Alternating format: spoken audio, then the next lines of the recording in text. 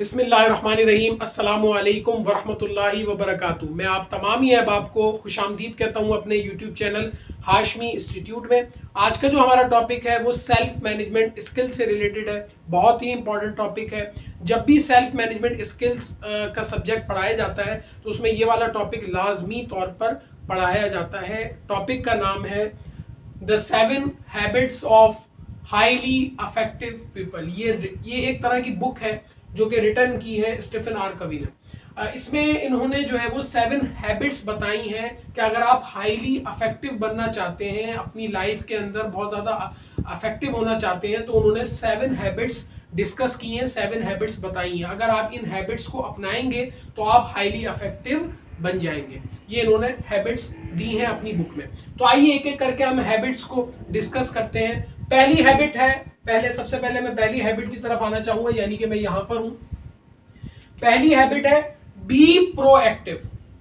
क्या मतलब होता है बी प्रोएक्टिव का? कि बीइंग रिस्पॉन्सिबल और रिस्पॉन्ड टू एनी सिचुएशन। क्या मतलब ये कि बहुत सारी आपके सामने सिचुएशंस आती हैं। लाइफ जैसे जैसे आगे बढ़ते रहती है, मुख्तलिफ सिचुएशंस से आपको फेस करना पड़ता है। आपको मुख्तलिफ situations, difficult situations, easy situations, हर सिचुएशन को आपने फेस करना होता है। उस पर आप रिस्पॉन्ड अपना कैसे देंगे?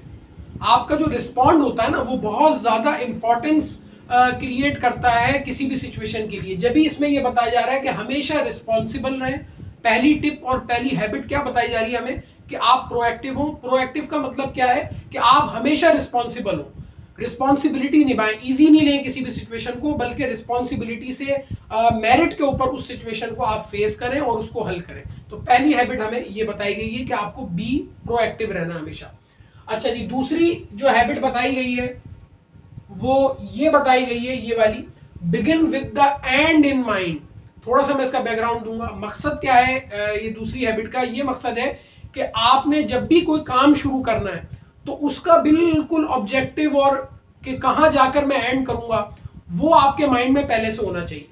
यानी मिसाल के तौर पर मैं जो है वो क्या कहते हैं, स्टडी करना चाहता हूं, कोई भी प्रोग्राम है, बैचलर्स का प्रोग्राम 4 इयर्स का, वो मैं करना चाहता हूं। ये मैंने आज से सोचा, तो मेरे जहन के अंदर एंड भी होना चाहिए। यानी कि मैं कहां पर जाकर इसको एंड करूंगा अपनी जर्नी को, या मेरी अचीवमेंट कहां जाके मुझे अचीव होगी और कहां जाकर मेरा गोल जो है ये अचीव होगा। तो हमेशा आप जो है ना कोई भी काम करने जाएं तो एंड उसका हमेशा अपने माइंड में रखें कि इसका एंड क्या होगा। यही बताया जा रहा है दूसरी हैबिट के अंदर कि begin with the and in mind. हमेशा अपने माइंड के अंदर एंड को जरूर रखें। जब भी किसी काम का स्टार्ट लें आप, तो आपकी माइंड के अंदर हमेशा उसका इख्तिताम लाजमी होना चाहिए। यानी क्लियर, इसकी डेफिनेशन या इसकी डिस्क्रिप्शन क्या है कि क्लियर डेस्टिनेशन इन माइंड। यानी जो डेस्टिनेशन है, जहां आपको पहुंचना है या जहां तक आपको जाना है अपनी लाइफ में या किसी भी सिचुएशन में, वो आपके माइंड में बिल्कुल क्लियर डेस्टिनेशन होनी चाहिए। तो दूसरी ये थी हैबिट के begin with the and in mind. तीसरी हैबिट की तरफ आ जाते हैं। तीसरी हैबिट हमें जो बताई जा रही है, जो कि स्टीफन ने हमें दी है अपनी बुक में, वो है पुट फर्स्ट थिंग फर्स्ट। क्या बताया जा रहा है इसके अंदर? कि prioritise day to day actions based on what is important, not what is most urgent। क्या मतलब बताया जा रहा है इसके अंदर? कि आप अपनी डे टू डे एक्शंस के अंदर, डे टू डे एक्टिविटीज के अंदर प्रायोरिटाइज कर लें। मुख्तलिफ एक्टिविटीज को, मुख्तलिफ एक्शंस को प्रायोरिटाइज कर लें कि मेरे लिए ये वाला काम ज्यादा इंपॉर्टेंट है, ये वाला नॉट नेसेसरी है। ये बहुत सारे काम होते हैं जो कि आप सरंजाम दे रहे होते हैं अपनी लाइफ में, लेकिन वो इंपॉर्टेंट नहीं होते, या वो जो है वो उनकी इतनी अहमियत नहीं होती।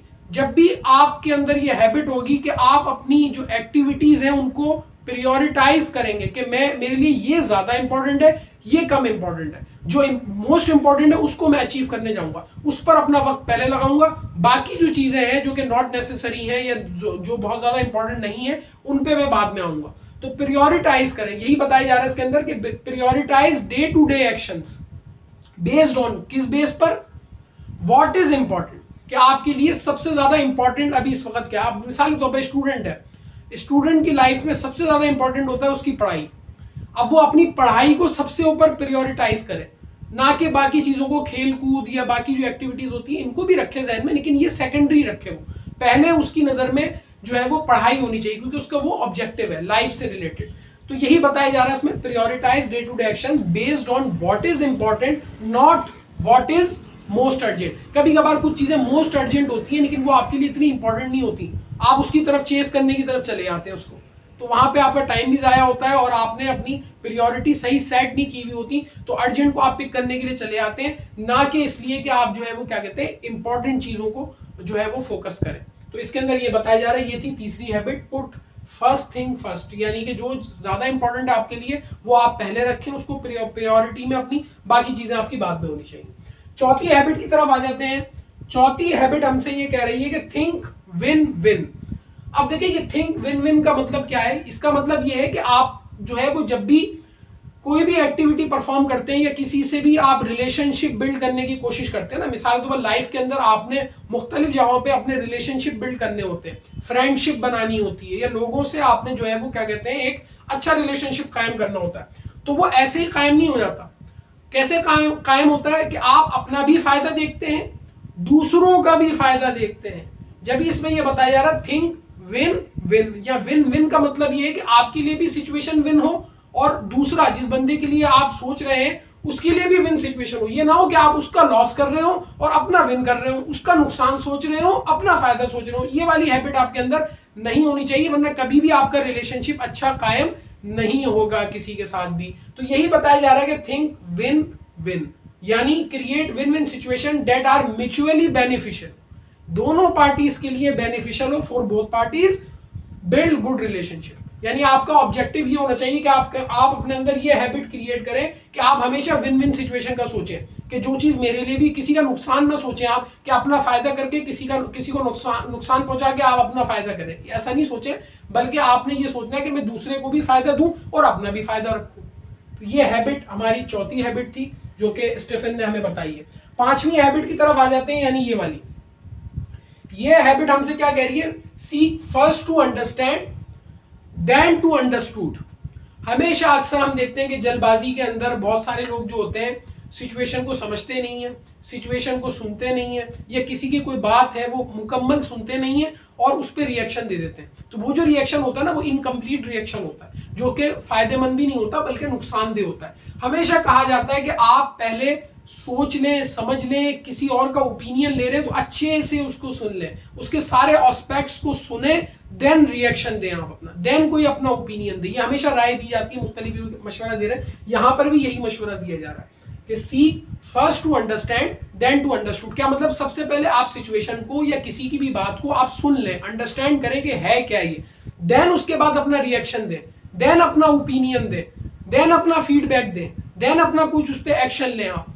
लेकिन सबसे पहले सिचुएशन को अंडरस्टैंड करना बहुत इंपॉर्टेंट है और किसी की बात को सुनना बहुत इंपॉर्टेंट है, यानी फोकस ऑन एम्पैथिक लिसनिंग, यानी सुनने की एबिलिटी आपके अंदर होनी चाहिए। बहुत सारे लोगों में सुनने की एबिलिटी नहीं होती, सिर्फ बोलने की एबिलिटी होती है, सिर्फ अपना ओपिनियन वो बताना जानते हैं, ना कि दूसरे का ओपिनियन सुनना। तो इतनी फ्लेक्सिबिलिटी आपकी पर्सनैलिटी में होनी चाहिए कि आप दूसरों की भी सुने। उसके बाद जो है वो क्या कहते हैं, छठी हैबिट हमें ये बताई जा रही है, ये रही सिनर्जाइज। देखिए सिनर्जाइज का मतलब होता है कि इत्तेहाद के साथ काम करना। इत्तेहाद के साथ काम करना क्या मतलब, बहुत सारे लोगों का ये ऑब्जेक्टिव होता है कि नहीं यार जो कुछ करूंगा मैं अकेला करूंगा, इसमें कोई बुराई नहीं है, लेकिन ये क्या है, हैबिट है, ताकि आपको क्या कर सके, हाईली इफेक्टिव कर सके।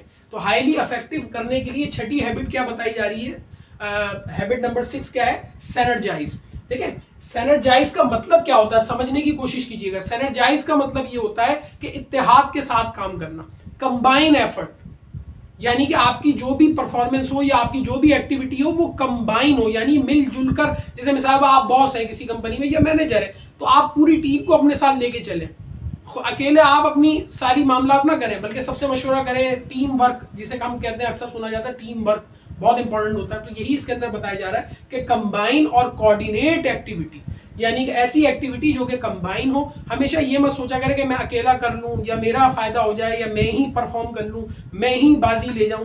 तो ये अच्छी चीज है लेकिन ये हर दफा अच्छी नहीं होती। हैबिट क्या बताई जा रही है इसमें, सिनर्जाइज करें आप। सिनर्जाइज का मतलब क्या है कि एक एक्टिविटी आप इत्तेहाद के साथ, कोऑर्डिनेशन के साथ चलें, तो वो आपके लिए लॉन्ग रन में ज्यादा आपको कामयाबी देगा।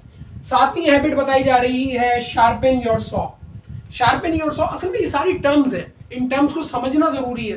तो इसकी डिटेल आगे क्या लिखी हुई है, रिन्यूइंग आवर सेल्फ, मतलब हम अपने आप को रिन्यू करते रहते हैं वक्त के साथ साथ। किस तरह से, physically, spiritually, mentally and socially. It increases our ability. क्यों करते हैं, शार्पन योर सॉ, वक्त के साथ साथ हम अपने आप को रिन्यू करते रहते हैं, क्योंकि इंसान के अंदर तब्दीलियां आती हैं। जब भी इंसान वक्त के साथ साथ लाइफ गुजार रहा होता है, उसमें कुछ ना कुछ तब्दीलियां आ रही होती हैं। तो तब्दीली के साथ साथ अपने आप को रिन्यू करना पड़ता है डे टू डे, या कुछ वक्त गुजरने के बाद आप रिन्यू करते हैं अपने आप को कि मैं अब फिजिकली कैसा हूं, स्पिरिचुअली मेरा माइंड किस तरह से वर्क कर रहा है, मेंटली मैं कैसा वर्क कर रहा हूं, और सोशली मैं कैसा हूं। और जो है वो इससे होता क्या है, इन सब चीजों को मतलब रिन्यू करने से आपकी जो एबिलिटी होती है वो इंक्रीज होती है। क्योंकि जब भी आप इन चीजों को एनालाइज करने जाते हैं, फिजिकली, स्पिरिचुअली, मेंटली, तो आपको पता चलता है आपकी खामियां कहाँ हैं, या आप ऐसी कौन सी चीज कर रहे हैं जो कि आपके लिए मुफीद नहीं है या जो आपको नुकसान दे रही है।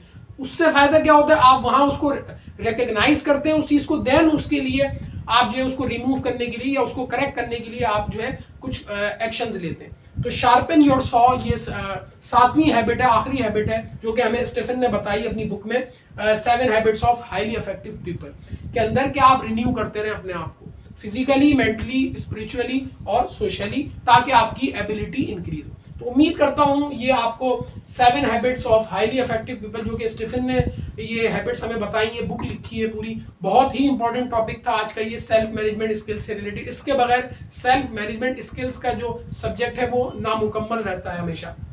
तो ये है कि उम्मीद करता हूँ ये लेक्चर आप लोगों को समझ में आया होगा।